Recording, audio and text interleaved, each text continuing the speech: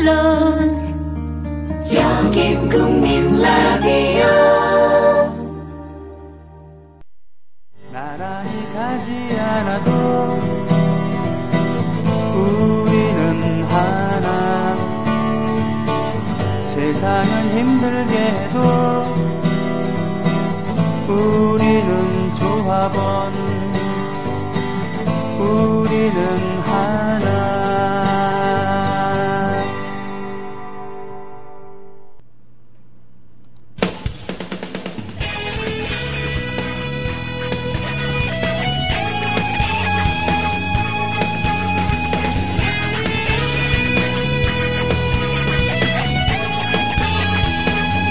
임승수의 좌변기.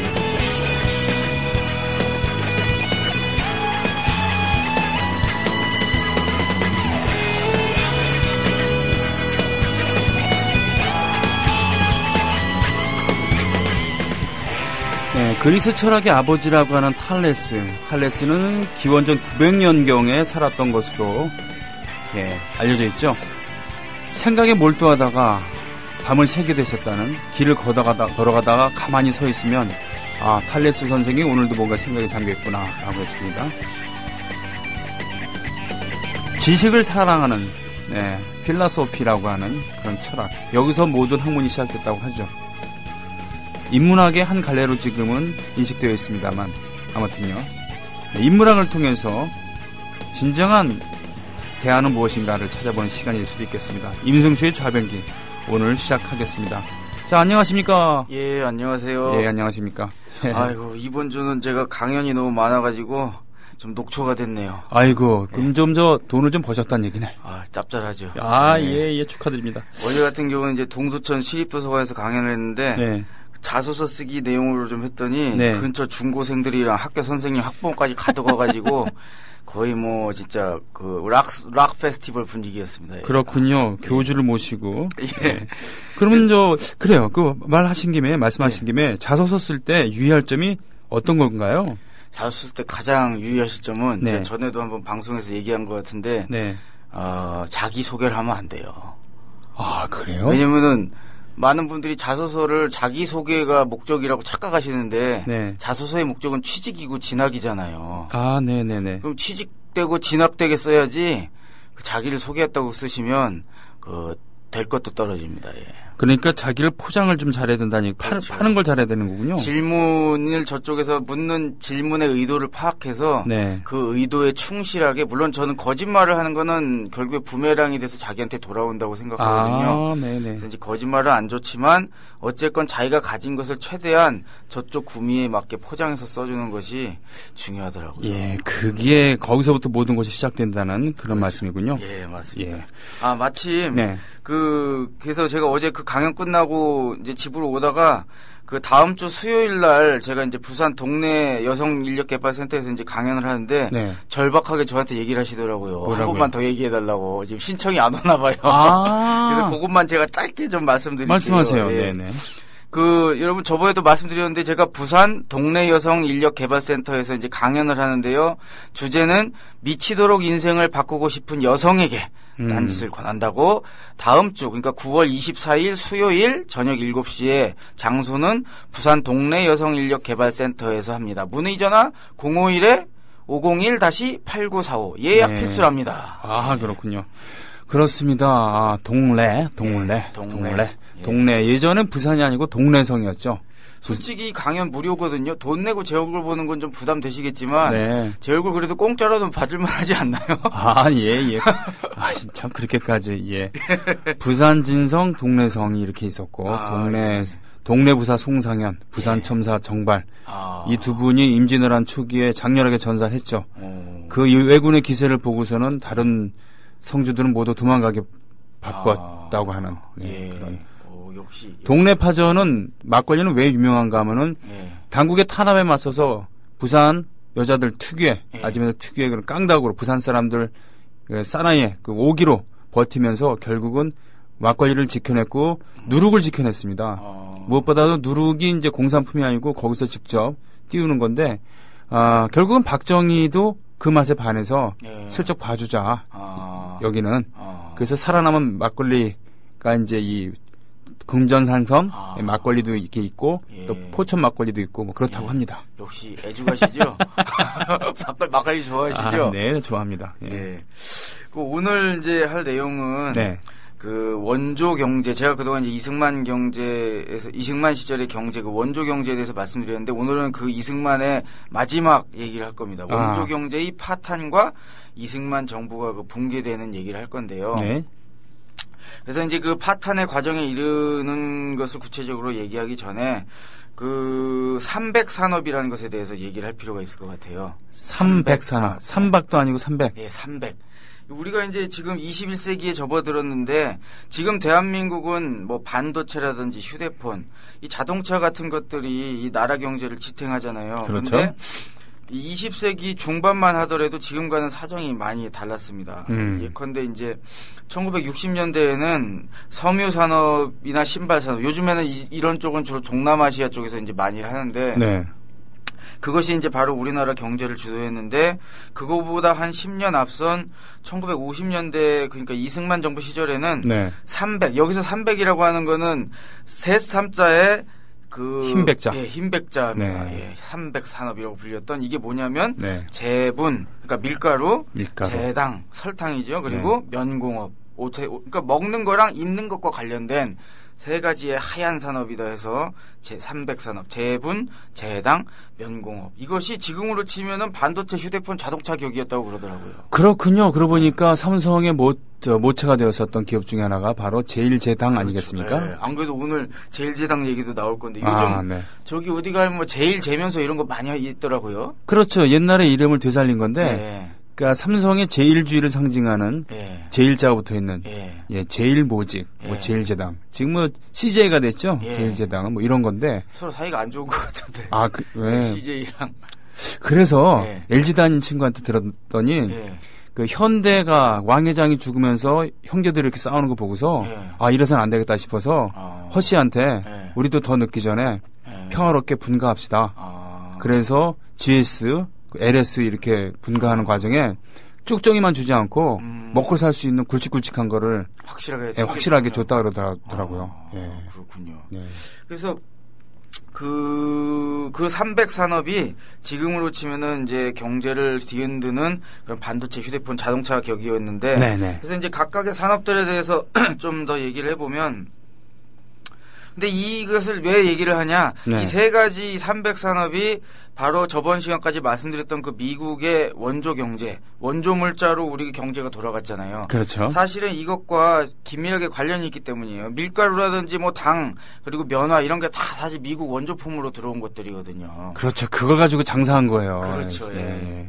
그래서 이제 제분 산업 같은 그러니까 밀가루 만드는 그 제분 산업 같은 경우는 원래 일제 치하인 1919년에 만주 제분 주식회사가 이 평안남도 진남포에다가 이 공장을 건설하면서 우리나라에서는 처음 시작이 됐대요. 야. 근데 이제 당시 시설이나 생산 능력이 많이 떨어져 가지고 이 소맥 공급량이 충분하지 않았다고 하는데 그러다가 이제 해방 후에 주식인 우리가 주로 먹는 쌀이 이제 부족한 상황이 돼 가지고 이를 보충하는 과정에서 이제 미국 측에 남는 잉여 농산물이 막 들어오면서 이제 밀가루가 좀 각광을 받기 시작했답니다. 네. 그래서 이제 1956년부터는 이게 이제 대대적으로 수입이 되기 시작했는데 여기서 하나 중요한 얘기를 해야 될 것 같아요. 네. 이 당시 원조 물자가 이렇게 막 그런 뭐 들어오면 예를 들어서 이제 밀가루가 들어오던 뭐 면화가 들어오던 그것을 배정하는 방식이 실수요자 배정 원칙에 입각해서 했다고 합니다.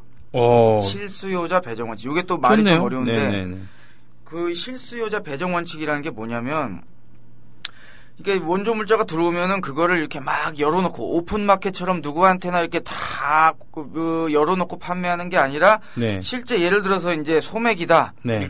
밀가루를 원료가 된 소맥이다 그러면은 이것과 관련된 생산 시설을 보유하고 있는 그래서 실제 그 필요한 그 사람들한테만 이제 실질적으로 판매하는 방식을 바로 이제 실수요자 배정 원칙이라고 그랬는데요. 그렇군요. 네. 네. 사실 미국 측은 이렇게 실수요자 배정 원칙으로 하는 걸 별로 좋아하지 않았어요. 왜냐면은 저번 시간에도 말씀드렸다시피 얘들은 원조 물자를 되도록 비싸게 팔아서 네.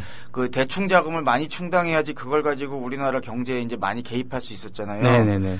근데 이제 그런데 이제 비싸게 팔려면은 일반 상인들도 다 참여시켜가지고 경쟁을 붙이는 일반 공매제를 원했던 거거든요, 미국은. 그래야지 비싸게 받을 수 있으니까. 그렇죠. 네. 근데 이제 한국 정부 측은 또 이제 셈법이 다른 게, 왜냐면 대충 자금이 늘어나면 자기들도 맘대로 못하고 이제 자꾸 간섭받아야 되니까 싫고, 그리고 또 하나는 이제 이렇게 원조 물자를 실수요자한테 배정하는 과정에서 이제 정부가 좀 더 이 과정에 개입할 수 있는 여지가 있는 거거든요. 네네. 오픈마켓으로 팔면은 막말로 저쪽에서 비싸게 부르는 사람한테 팔 수밖에 없으니까. 그러게요. 정부가 개입할 여지가 별로 없잖아요. 네. 그래가지고 이제 결국에는 막 미국 측과 이제 협상을 하다가 이 소맥, 원당, 면허 지금 300산업 관련된 것들 포함해서 몇 가지만 이제 실수요자한테 배정하는 방식으로 결론이 난 겁니다. 그렇군요. 예.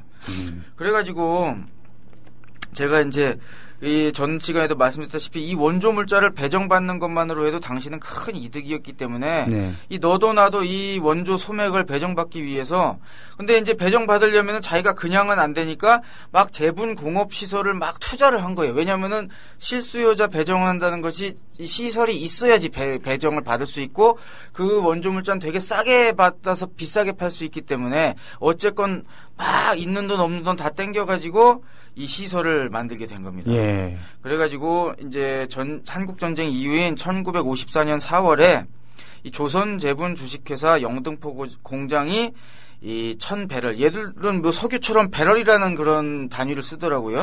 이 배럴이 네. 4점 몇 리터 아닌가요? 그런 거요. 저는 까먹었습니다. 예. 모르겠어요. 이거 배럴은 아무튼 몇 리터인데 하여튼 예. 이 미터법이 도입되면서 예. 미터로 써야 되는데 예. 특히 미국 사람들이 미터법을 잘 안 써요. 아직도 마일 쓰고 말이죠. 예, 배럴 쓰고 온스 쓰고 뭐 그러지 않습니까? 예, 예. 네. 그래서 이게 배럴이라고 하는 게 또 이제 석유에다가 적용할 때랑 또 뭐 이 밀가루에 적용할 때랑 또 좀 다른 것 같더라고요. 저도 맞아요, 조금 맞아요. 찾아보긴 했는데, 네. 근데 뭐 구체적인 건 모르겠으나 어쨌건 제가 배럴이라는 게 이렇대요. 이 제분 공장 시설 능력을 배럴로 표시하는데 그러니까 24시간 동안 밀가루 22kg들이 네 포대를 제조하게 되면 그게 1배럴이랍니다. 아, 맞다. 159리터인가? 그 정도 돼요. 159리터. 맞아요. 1배럴이 굉장히 큽니다. 예. 그 드럼통 배럴. 그렇죠. 거잖아요. 맞아요. 그렇죠. 네, 맞아요. 네. 그래서 이제 그 정도인 건데 이제 쉽게 얘기하면은 그걸 4부대가 아니라 1000배럴이면 4000부대. 그렇죠. 그러니까 하루 동안 이런 거 4000포대를 만드는 시설을 이제 영등포 조선 제분 주식회사 영등포 공장이 이제 복구하면서 생산이 이제 재개됐는데요. 네. 근데 이게 말씀드렸다시피 이제 너도 나도 원조 물자를 받으려고 붙다 보니까 이게 급격하게 늘어나가지고 심지어는 어느 정도로 늘어나냐면 1959년에는 42,721배럴, 그러니까 생산력 수준이 될 정도로, 와. 그러니까 이것은 이제 한 공장이 그렇다는 게 아니라 다양한 공장들이 이제 들어서서 4년 만에 40배가 넘을 정도로 급증을 한 거예요. 그렇군요. 네. 왜냐하면 이제 원조 자금을 따먹으면 그렇죠. 아무래도 좀 남는 게 많으니까 다 그러니까요. 여기로 개떼처럼 몰린 거죠. 그래가지고 이제 주로 이런 재분시설 확장을 하는데 이제 투입된 재원도 역시 이 미국의 원조 자금이라든지 정부의 낮은 이자로 대출받는 거 그리고 이제 외화를 특별하게 이제 배정을 받는다든지 이런 식으로 다 특혜로 또 충당이 된 거예요. 야, 이 연출이 중요했겠군요. 그러니까 정말. 모든 게 다 특혜인 거죠. 네. 그래가지고 이런 특혜를 주로 받았던 업체의 이름이 뭐 조선제분, 대한제분, 극동제분, 부국제분 같은 이런 대기업들이었답니다. 대한제분은 아직 저도 들어봤어요. 지금도 있잖아요. 있는 것 같더라고요. 네. 보니까. 예. 제가 밀가루에 대해서 잘 모르는데 이거 자료 찾느라고 좀 막 검색하다 보니까 대한제분은 아직도 있더라고요. 네. 그래서 이제 중소규모 업체들은 사실은 이제 이런 특혜에서 배제됐고요. 이 사람들은 이 중소규모 업체들은 그래서 다 이제 이런 외국에서 시설을 도입하지 못하고 국산 시설로 했고 원조 물자도 제대로 받지 못하니까 주로 이제 국산을 갖다 쓴 거거든요. 네. 그러다 보니까 이제 국산은 원조 물자에 비해서 좀 많이 비싸고 품질도 좀 떨어졌다고 그래요. 아무래도. 그래가지고 네. 이제 뭐라고 해야 될까 이 시장에서 경쟁이 안 되는 거죠. 그래서 대기업들한테 절대적으로 유리한 상황이었고 이렇게 되다 보니까 갈수록 이제 우리나라 이제 소맥 원료는 이제 고사가 되고 네. 점점 이제 미국 원조 물자에 대한 의존도가 높아져서요. 예전에는 1955년에는 국내 소맥 수입량이 한 36%, 그리고 국내 생산량이 64%였는데 이게 한 2년 뒤인 57년에는 수입량이 76%, 국내 생산량이 23% 정도 될 정도로 완전히 이제 역전된 상황이 됐습니다. 그래서 우리 밀이 멸종했었잖아요. 예, 그렇죠. 예. 근데 요즘에는 보니까 막 우리 밀로 뭐 빵 만든다라고 조금씩 또 살아나는 것 같더라고요. 아주 갈 길이 힘듭니다. 근데 그렇죠? 아직 적죠, 아주. 그렇죠. 예. 예.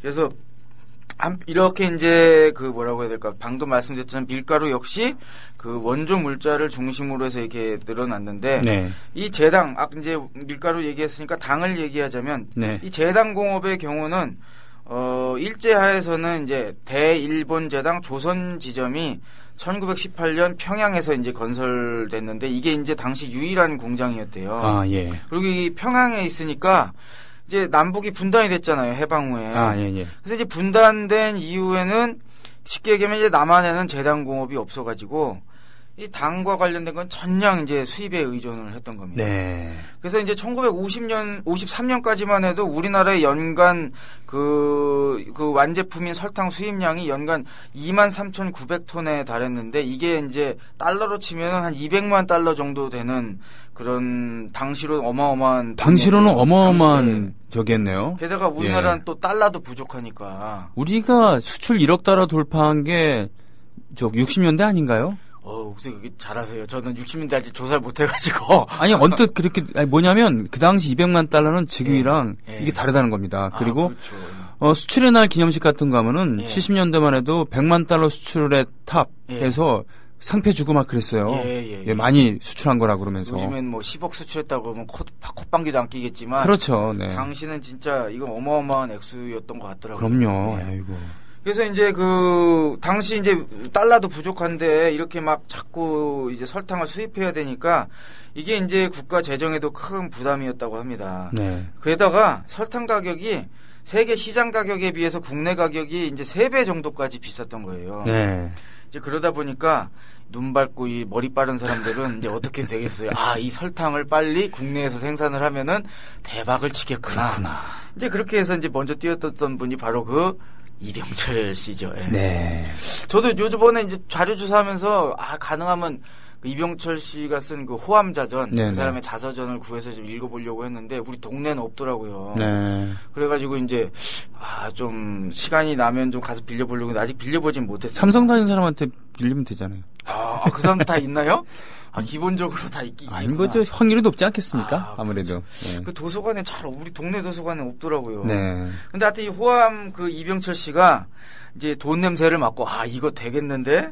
그래가지고 이제 1953년 11월에 아까 말씀하셨던 그 CJ의 제일제당. 모체인 네. 그 제일제당 주식회사가 부산에서 설립돼서 하루에 막 50톤에서 70톤 생산 규모로 이 원당 공장이 원당이라고 하는 것은 당의 원료. 그렇죠. 그러니까 원당 공장이 이제 들어선 겁니다. 예. 당시 제가 뭐 어디서 자료 찾다 보니까 이거는 거의 뭐 돈을 쓸어 담듯이 벌었다고 그러더라고요. 네. 엄청나게 네. 돈을 벌었는데 그래서 어쨌건 이 원당 공장을 만들었다 하더라도 네. 원료는 또 수입을 해야 되는 거예요.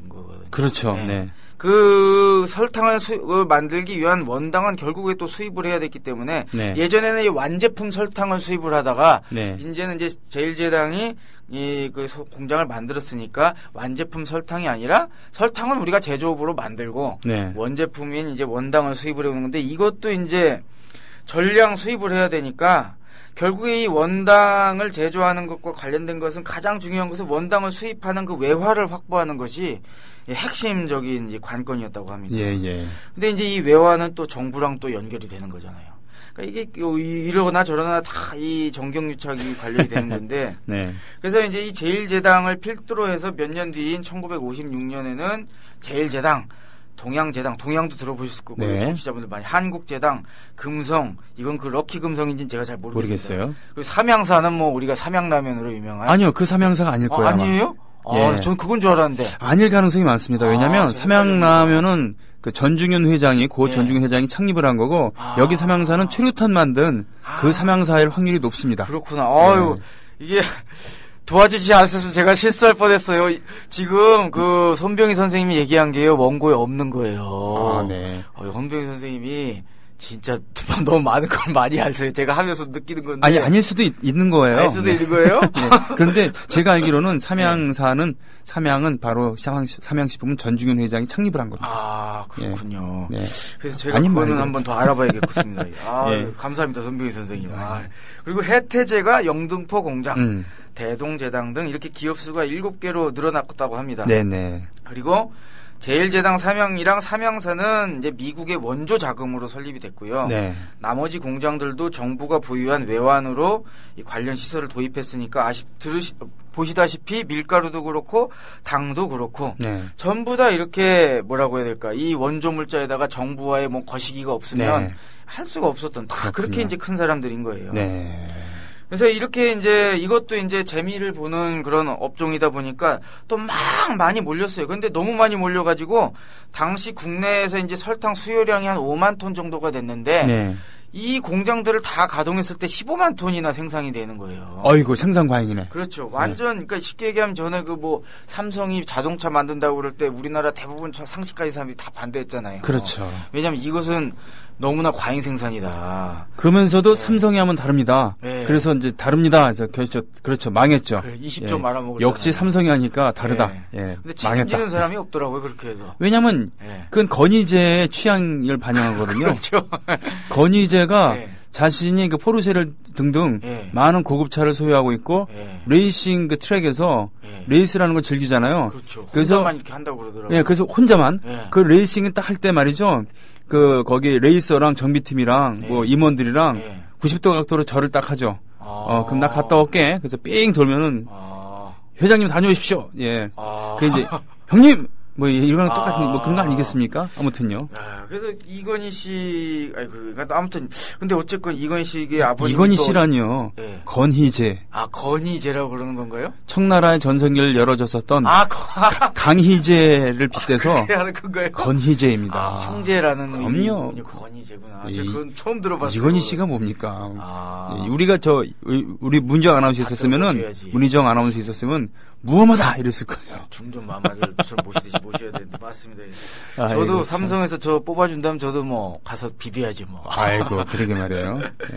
근데 아무튼 이제 그렇게 해서 이렇게 이제 원조 물자에 이제 득달같이 다들 달려들다 보니까 네. 이 과잉 투자가 이렇게 많이 되기도 하고 뭐 이런 일이 이제 벌어졌습니다. 그러다가 이제 나중에 결국에는 다 구조조정기를 거쳐서 이제 두세 개로 정리가 됐거든요. 네. 근데 아무튼 이렇게 제당공업은 이런 식으로 됐고 이제 마지막으로 한국의 면공업. 예. 옷을 또 사람이 입어야 살 거 아닙니까? 이거 그죠? 참 중요하죠. 네, 예. 면공업.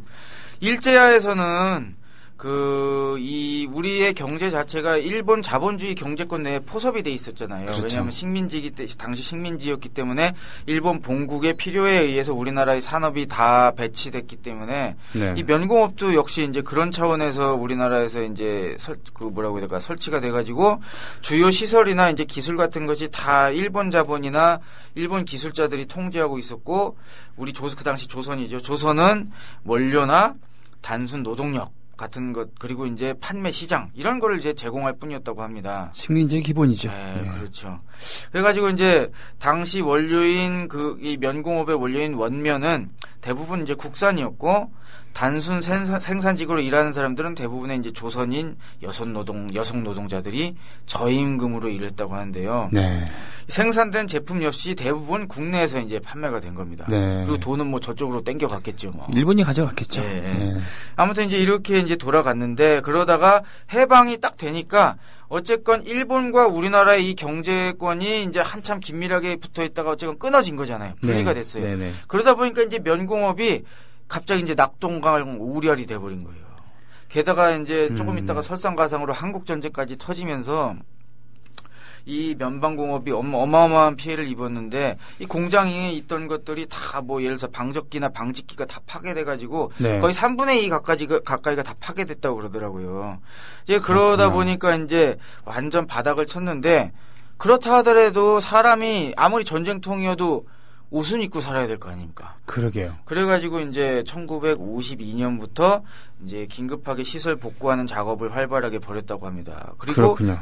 이 과정에서도 역시 미국 이 원조 자금이 많이 이제 도입이 돼서 그 방적기 같은 경우는 48,000추, 추라는 단어를 쓰더라고요. 이게 셀 때. 네. 개라고 안 하고 아마 이게 실을 뽑는 거니까 그렇죠. 실 뽑는 그 그거 나오는 개수를 아마 세는 것 같아요. 제가 보기에. 네네네. 48,000추의 방적기를 도입을 했고 또 이제 미국 원조 자금뿐만 아니라 정부가 보유하고 있는 외화로도 10만 추 정도의 방적기 그리고 방직기는 한 2,400대 정도를 도입해서. 자, 방적기와 방직기가 뭐가 다른 거죠? 제가 물어보실 줄 알고 조사했습니다. 그렇죠. 예.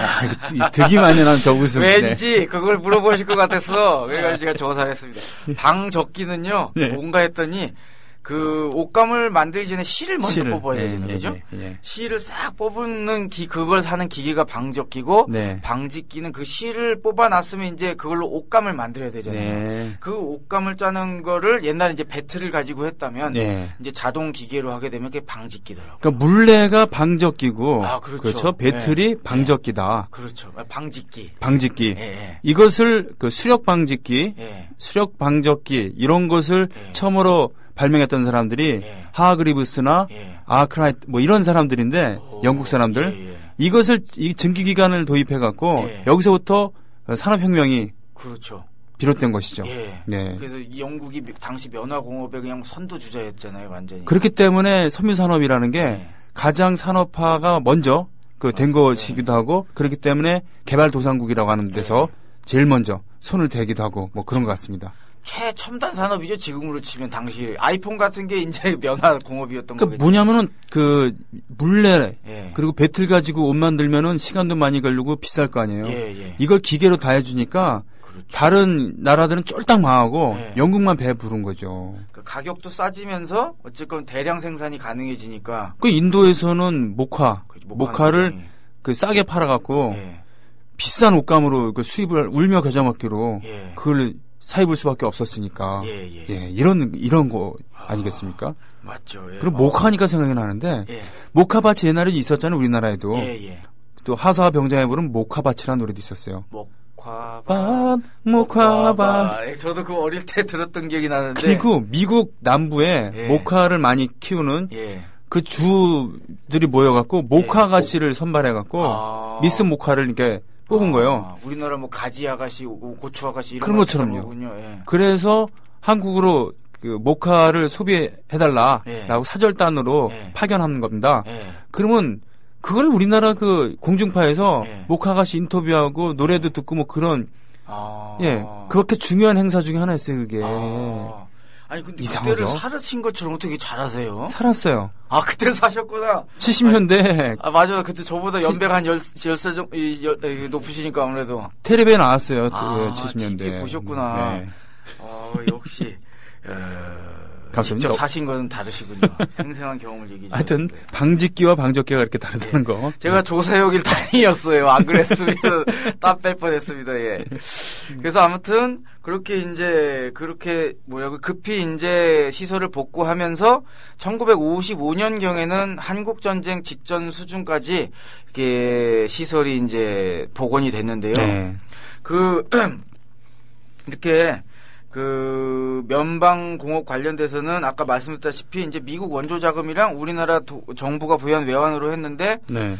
원료 같은 경우는 대부분 이제 미국산 원면으로 이제 원조 물자로 들어오는 원면은 거의 100% 이것은 썼다고 합니다. 이 왜 그러냐면은 미국산 원면이 이렇게 들어오면 우리가 옛날에 쓰던 이제 일제 시절부터 쓰던 이 기존의 설비들이 있을 거잖아요. 면공업에서. 예. 근데 그 설비로는 이 미국산 원면을 사용할 수가 되게 불편하고 어려웠다고 그러더라고요. 아, 그래요? 네. 그래서 이것을 경제적 타산으로 따져봤을 때도 옛날 있는 설비는 그냥 버리고 새로운 설비를 도입하는 것이 이제 훨씬 경제적으로도 나은 상황이어가지고 이 결국에는 미국산 원면 원조 물자를 맞추기 위해서 설비까지도 다 죄다 바꾸면서 그러면 이제 결국에는 어떻게 되겠어요? 그 설비에 맞는 또 미국산 원면만 계속 쓸 수밖에 없잖아요.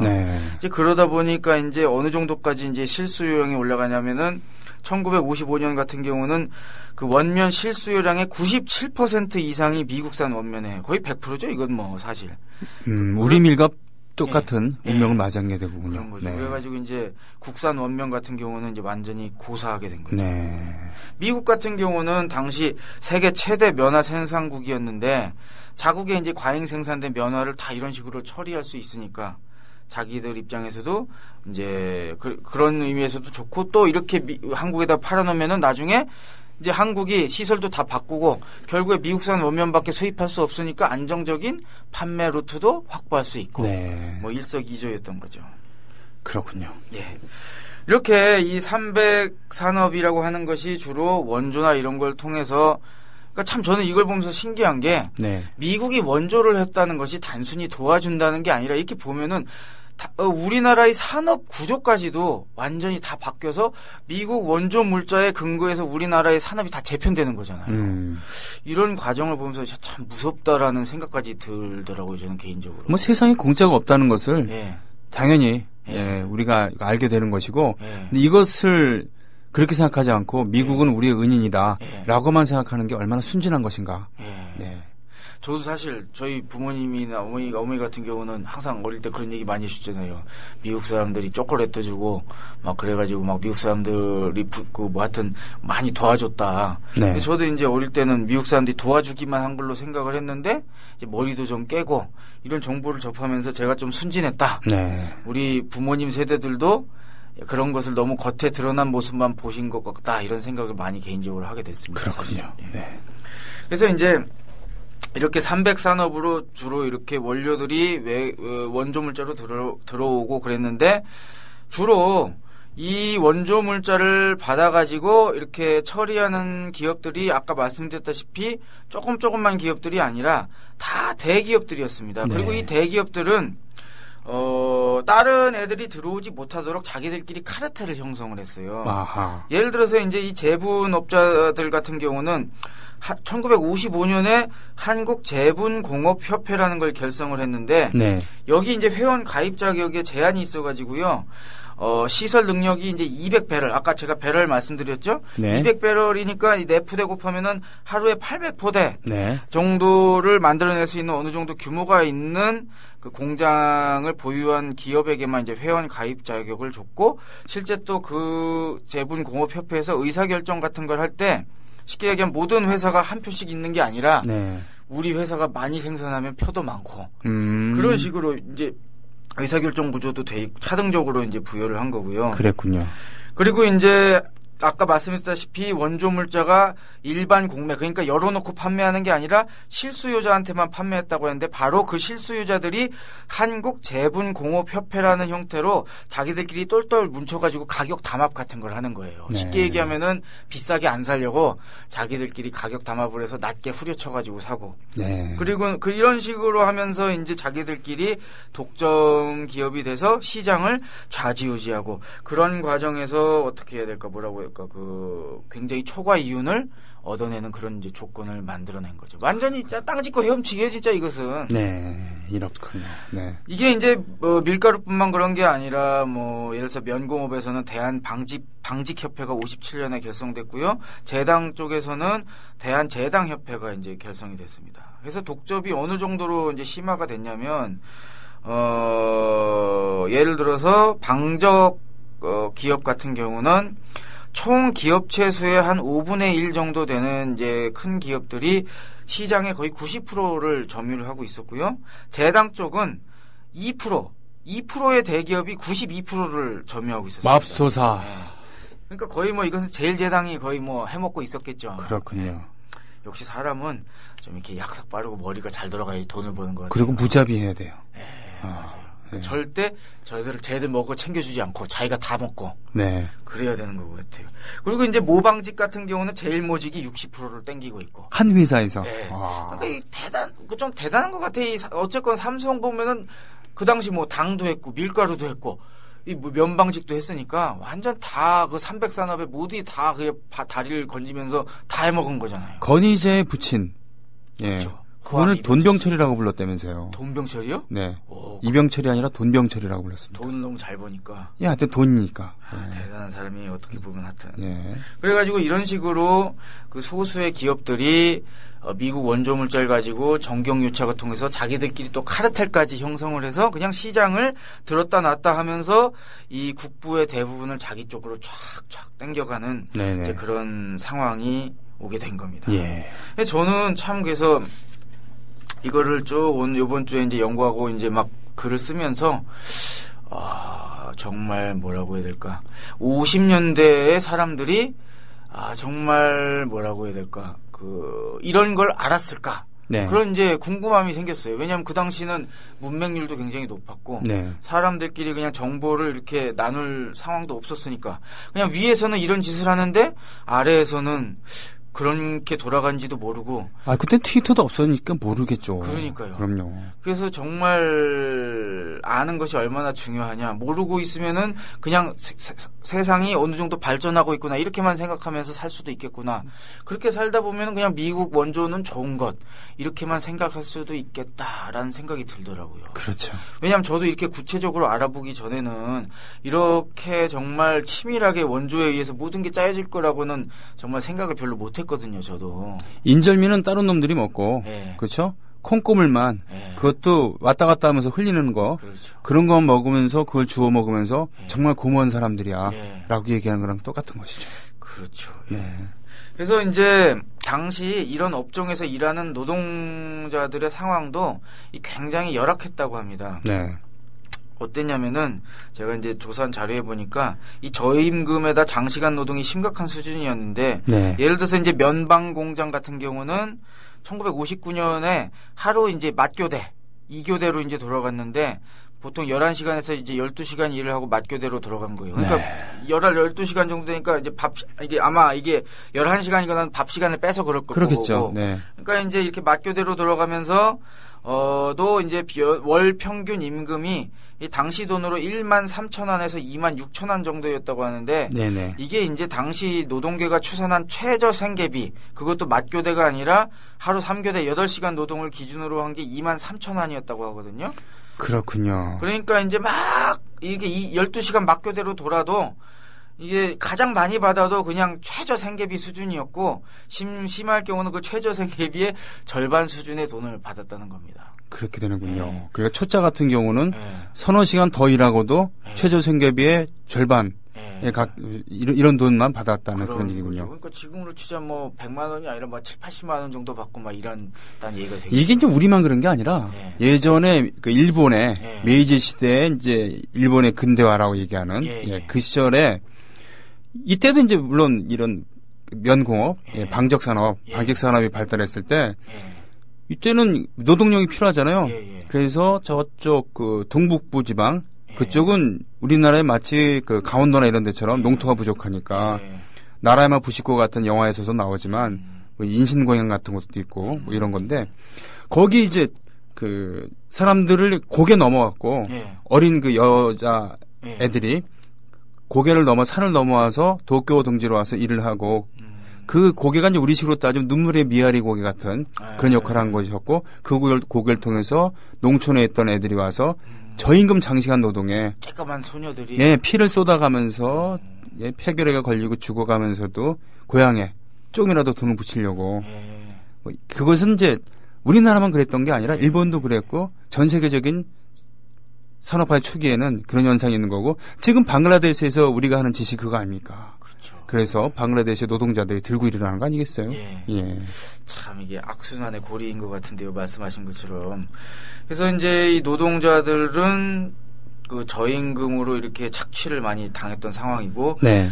이 300 산업이 흥함에 따라서 이 또 피해를 본 쪽은 당시 인구의 다수를 차지했던 이 농민들도 여기서 이제 자유로울 수가 없었는데요. 네. 이 왜냐면은 당시 이제 미국 원조 물자의 아주 상당액이 농산물이었습니다. 네. 통계를 보니까 1945년부터 1960년까지, 그러니까 해방부터 4.19 때 그때 지금까지 보면은 총 원조액이 30억 달러였는데 그 중에 농산물 원조가 32.5% 정도에 달하는 9억 7,500만 달러에 달했다고 하고요. 아하, 네. 이 중에 이제 쌀이나 보리 같은 이제 그런 식량류는 4억 1,800만 달러로 원조 총액의 한 14%, 그리고 원면, 밀 등의 이제 농산물 원자재 같은 경우는 5억 5,700만 달러로 원조 총액의 한 19% 정도. 네. 이렇게 이제 원조로 거의 뭐 엄청난 액수가 돈이 아니라 원조 물자가 들어오니까 이게 이제 어떤 일이 생긴 거냐면은 우리나라의 이제 농부들이 만들었던 이제 어떤 그 농산물 같은 것이 시장에서 경쟁 자체가 안 돼 버리는 거죠. 그렇죠. 그러다 보니까 이제 농사를 지으면서도 이제 계속 적자가 나니까 농민들도 농업을 포기하고 어떻게 되냐면 이제 도시로 이주를 한다든지 아니면은 이제 자작농을 포기하고 다시 소작농으로 돌아간다든지. 그러면서 남는 노동력, 예. 어쩔 수 없이 남는 노동력이 저임금 장시간 노동. 글로 이제 흡수가 돼. 그러면서 도시화가 촉진이 되고. 그렇죠. 미국은 잉여 농산물이라고 하는 남는 농산물 처리할 수 있어서 좋고. 그렇죠. 그죠? 예. 예. 그리고 또 미국 입장에서는 또 유리한 게 그렇게 해서 우리나라의 어떤 그 생활 물품의 비용을 이렇게 억누르게 되면은 나머지 남는 재원으로 군사비에 더 돌릴 수가 있잖아요.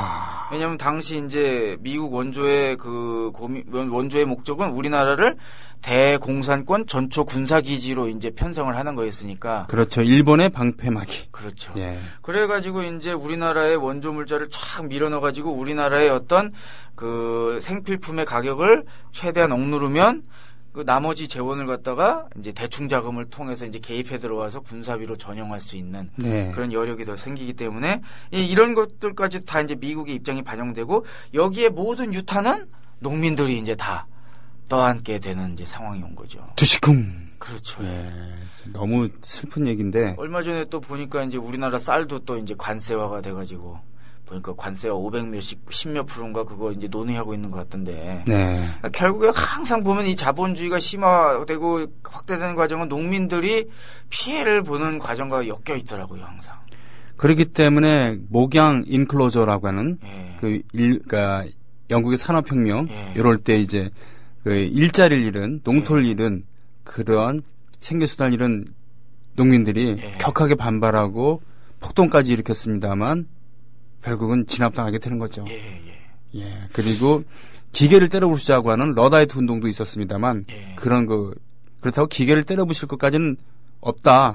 새로운 수요가 창출이 되니까 노동력이 하지만 그 노동력이라는 게 이렇게 굶더라도 좀 가난하게 살더라도 자기 땅에서 자급자족하는 것이 아니라 저임금 장시간 노동, 삶의 질은 더 낮아지고 평균 수명, 보건 이런 환경이 열악해지고 뭐 이랬던 사실은 기계라는 게 도입이 되면 생산력이 늘어나니까 노동 시간을 조금 단축할 수 있는 여력이 생길 법도 한데 그러게요. 기계라는 것을 자본가들이 단순히 그 이윤 추구의 도구로만 이용하게 되면 오히려 그 기계를 겁나게 빨리 돌리면서 노동자는 그 기계의 빠른 리듬에 자신의 몸의 신체 리듬을 맡겨서 또 열심히 돌리다가 너무 빠르니까 이제 손가락이 잘리고 팔이 잘리고 그런데 그렇게 하더라도 그 손가락 잘리고 팔 잘린 것을 대충 몇 푼 쥐어주는 것이 그 안전 장치를 도입하는 것보다 더 이윤이 남기 때문에 계속. 그래서 심지어는 뭐 옛날 구로공단 어디 공장에서는 무슨 손가락이 한 가마니가 나온다는 등 뭐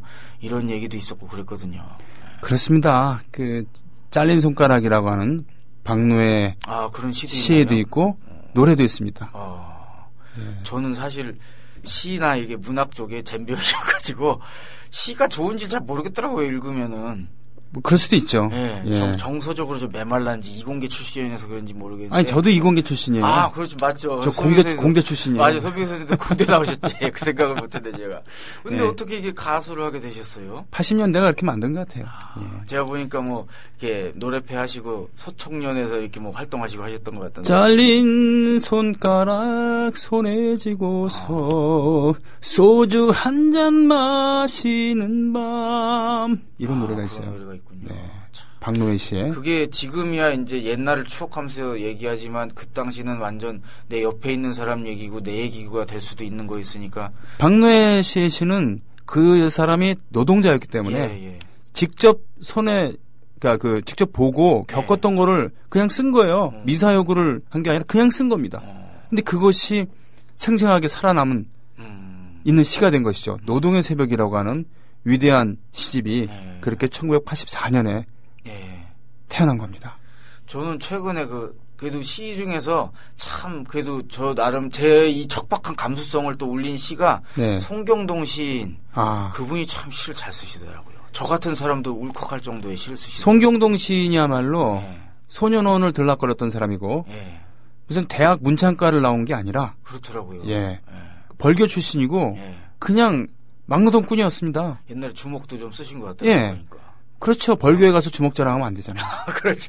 그런데 이분이 그 소년원 이런 곳에서 예. 이런 예. 글을 쓰기 시작한 거고 예. 짧게 다녔던 학교에서 예. 선생님이 격려를 해준 적이 있대요. 너 참 글 잘 쓴다. 그게 기억에 나갔고 그 한마디가 인생을 바꾼 거예요. 그러면서 이제 그 삶의 고단함 예. 이런 거를 글로 쓰다가 삶과 문학이 그리고 노동과 투쟁이 한꺼번에 그러니까 그 사람의 합체가 된 것이죠. 그 송경동 시인은 자신이 투사이며 시인이며 예. 뭐 그런 것이죠. 사실 제가 이제 집이 금천구잖아요. 아, 그래서 네네. 구로금천에서 사실 활동하다가 여러 번 뵈서 이제 안면이 있어요. 아, 근데 제가 이제 그 민주노동당이 통합진보당 될 때 탈당하고 나서는 뭐라고 해야 될까? 그 뒤로는 저 얼굴을 잘 못 뵀습니다. 송경동 시인분은. 예. 네, 뭐 지금도 예. 잘 있습니다. 아, 그렇군요. 네네. 예. 아유, 지금 하다 보니까 또 다른 얘기도 아, 너무 예, 많이 시간이 예, 나오는데 네네. 그런데 이렇게 이 원조 물자에 이렇게 뭐라고 해야 될까 그 기대던 경제가 큰 위기가 오게 되는데요.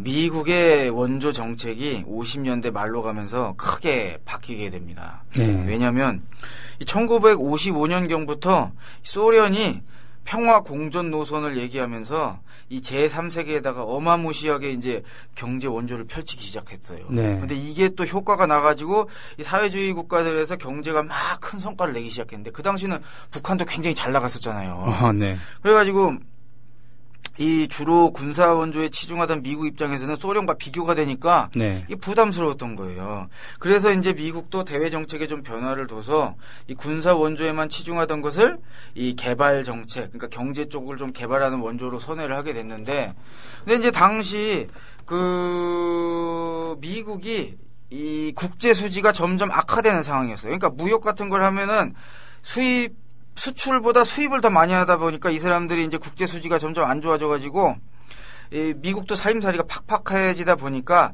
이제는 이제 원조로는 우리가 이 다른 나라의 개방 정책을 못 도와주겠다. 원조를 줄이고 빚을 내주겠다. 아, 쉽게 얘기하면 유상차관이라고 하는데 이게 이자가 좀 싸긴 했어요. 네. 근데 어쨌건 그냥 주는 게 아니라 이제 빚을 내주겠다 이런 식으로 이제 무상 원조에서 유상 차관으로 이제 정책이 바뀌기 시작하면서 막 우리나라의 원조 액수가 57년에는 3억 8천만 정도 됐는데 그 이듬해인 58년에는 3억 2천만으로 한 600-6천만이 날아가고 그 이듬해인 59년에는 2억 2천만, 1억 달러가 날아가요. 야, 숨막하게 지금 예. 숨막히게 돌아가네요. 미친 듯이 막 줄어버린 거예요. 원조로 먹고 살던 사람들이 원조가 이렇게 미친 듯이 주니까 경제가 얼마나 망가졌냐면 1957년에는 꽤 많이 성장을 해가지고 이제 GNP가 한 8.1%를 성장했는데 1960년에 2.5% 성장했어요. 와. 그러니까 이것은 뭐 거의 성장했다고 보기도 힘든 거였죠. 네. 게다가 이제 삼백산업, 그 잘 나가던 삼백산업도 원조 물자가 같은 게 확 줄어버리니까 가동률이 확 떨어져서 제당 분야는 한 26%가 줄고 가동률이, 제분 분야는 한 23%, 방직은 세상에 거의 50% 가까이가 공장 가동률이 떨어진 거예요. 그러다 보니까 노동자들이 길자리를 잃고 거리에 나앉고 공장이 안 들어가니까 실업자가 이제 넘쳐나는 상황이까지 오게 된 겁니다. 큰일 났네요. 네. 이렇게 경제가 엉망이 돼버렸는데 경제가 이렇게 엉망이 되더라 하더라도 그 정치가 좀 그나마 잘 돌아갔으면, 예? 정치가 그나마 잘 돌아갔으면은 미래에 대한 희망이 국민들이 좀 있었을 텐데 아시다시피 이승만과 자유당 정치라고 하는 것이 개판이잖아요. 개판도 보통 개판이 아니라 그 뭐 친일 경찰 애들을 고용해가지고 민주화 세력을 테러 고문 살해하고 이 뭐라고 해야 될까 4.4 5.2 개헌 같은 건 아주 개그쇼죠. 거기다가 이 선거가 진짜 제가 이런 거 처음 들어봤어요. 이 선거 개표가 붙어서 완전 부정 불법 종합 선물 세트인데 올빼미 개표라는 게 있더군요. 이게 뭐냐면 개표를 하다가 불을 끄고 갑자기 부정 개표를 하는 거예요. 그리고 미치겠다. 샌드위치표 이건 뭐냐면 여당표 다발 중간에다가 야당표를 껴넣는 거야. 네. 그래서 그걸 여당표로 세는 거예요. 네. 샌드위치표. 그리고 야당 참관인한테 수면제를 먹여가지고 절개한 다음에 임의로 개표를 하는 거 닭죽 개표라는 게 닭죽에다 수면제를 탔군요. 그런 것 같아요. 보니까 닭죽에다 수면제를 탔어. 그리고 무슨 개표 종사 이 개표를 하는 사람이 야당표에다가 막 인주를 붙여가지고 무효표로 만들어. 이게 이제 빈대잡기 표례입니다. 이거. 그리고 뭐 쌍가락지 편이, 피아노 편이, 무더기 편이나 뭔지 모르겠어요. 조사다 이거는 도저히 못 찾아가지고. 예, 아무튼 창조적이에요. 굉장해요. 그래가지고 제가 보기엔 기네스북에 올라가야 될 거예요. 이것은 네. 세계 최고잖아 이거 이 수준이.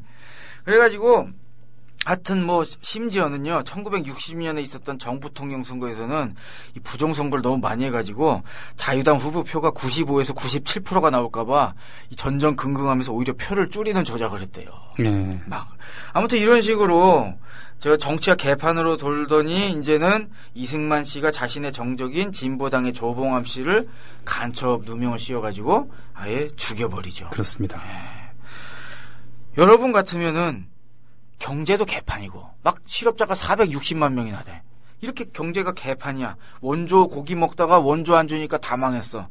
거기다가 정치는 완전히 무슨 불법 부정 종합 세트야. 누가 이걸 참을 수 있겠습니까? 그렇군요. 그래서 이것이 결국에는 4.19라는 거대한 파도로 터져나가서 민중항쟁이 일어난 겁니다. 제가 이 관련 책을 읽다가 이게 너무 마음에 와닿고 참 마음이 아파가지고 제가 옮겨온 게 있습니다. 이게 뭐냐면 4.19 항쟁 당시에 참여했던 한성여중 2학년생이었던 당시 이제 진영숙 씨. 이 사람이 이제 데모버스를 타고 구호를 외치다가 이 미아리 부근 파출소에서 날아온 총알에 맞아가지고 죽었는데 이 여중생이 데모에 참여하면서 다음과 같은 유서를 남겼다고 합니다. 예, 한번 제가 써보십시오. 읽어보겠어요. 예. 시간이 없는 관계로 어머님 뵙지 못하고 떠납니다. 끝까지 부정선거 데모로 싸우겠습니다. 지금 저희 모든 친구들 그리고 대한민국 모든 학생들은 우리나라 민주주의를 위하여 피를 흘립니다. 어머님, 데모에 나간 저를 책하지 마시옵소서.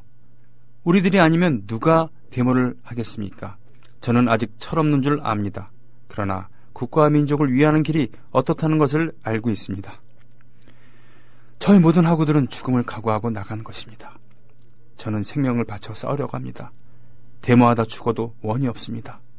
어머님, 저를 사랑하시는 마음으로 무척 비통하게 생각하시겠지만 온 결의의 앞날과 민족의 해방을 위하여 기뻐해 주세요.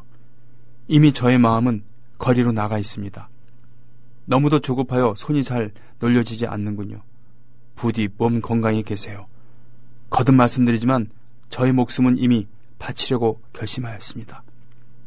시간이 없는 관계상 이만 그치겠습니다. 제가 이 책에서 이거 읽다가 참 눈물이 나오더라고요, 개인적으로. 이걸 찾아봤더니 당시 이제 신문에도 이게 이렇게 뭐라고 해야 되지? 전문이 이렇게 나갔더라고요. 네. 예, 당시 이제 진영숙 학생은 이제 학교에서 농구 선수였다고 합니다. 키가 훤칠하게 컸고요. 네. 근데 참 집안 사정이 어려웠대요. 2살 때부터 아버지가 돌아가셨고 어머니가 동대문 시장에서 피복상을 하면서 3남매를 어렵게 키웠다고 합니다. 네. 근데 이런 꽃 같은 여중생이 민주화를 요구하면서 데모하다가 총 맞아 죽었어요. 더 이상 무슨 말이 필요할까요? 이승만 정부의 종착지는 그저 사필 규정이고 인과응보였다고 생각을 합니다. 그렇습니다. 이승만 정권의 몰락을 정치적인 관점이 아닌 경제적 관점으로 풀어주신 임승수 씨 좌변기 오늘 순서 마치겠습니다. 오늘 수고 많이 하셨습니다. 네, 고맙습니다. 고맙습니다. 다음 주에 뵙겠습니다. 네.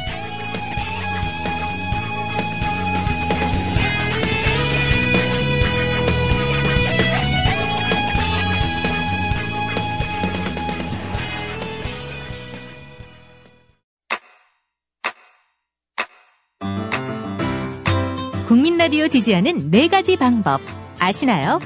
다운로드하기, 별점 주기, 댓글 달기, 구독하기. 국민 라디오를 보다 많은 이들에게 전할 수 있는 가장 손쉬운 방법. 다운로드하기, 별점 주기, 댓글 달기, 구독하기. 잊지 마세요. 다운로드하기, 별점 주기, 댓글 달기, 구독하기.